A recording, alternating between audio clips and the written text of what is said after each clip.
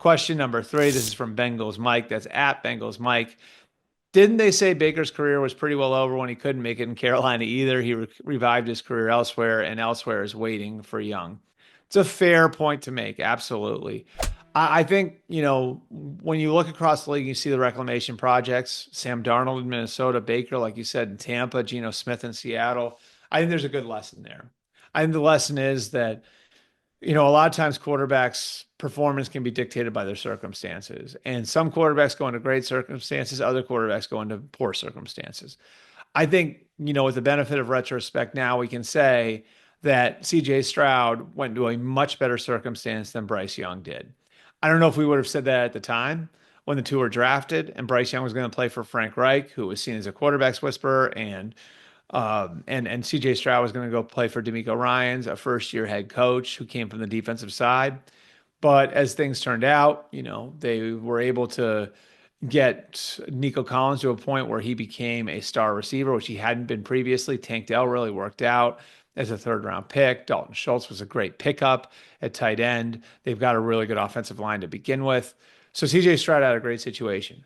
Bryce Young did not. Bryce Young went through his coach getting fired halfway through his rookie year.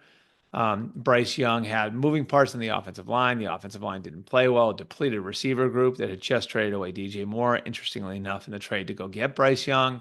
So you have all these moving parts, all these different circumstances that are at play.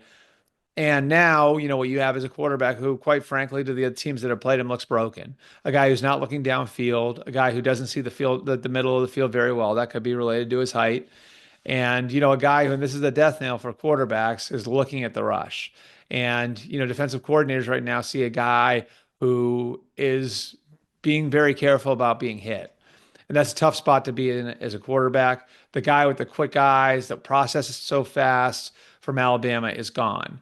And so when you look at a guy like that, there are two reasons why you'd pull him out. Number one, for his own good, because you don't want him losing more confidence if he's already lost confidence out there playing. And number two, as a first-year head coach, you need a quarterback you can sell to the team. And right now, Bryce Young isn't that guy.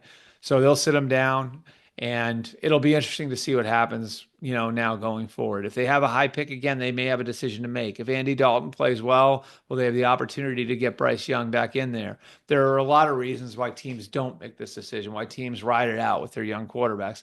I can understand why the Panthers didn't. It becomes more complicated now that they've made the decision to sit him down.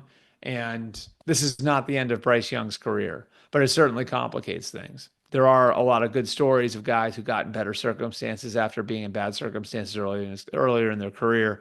We'll see if that becomes Bryce Young.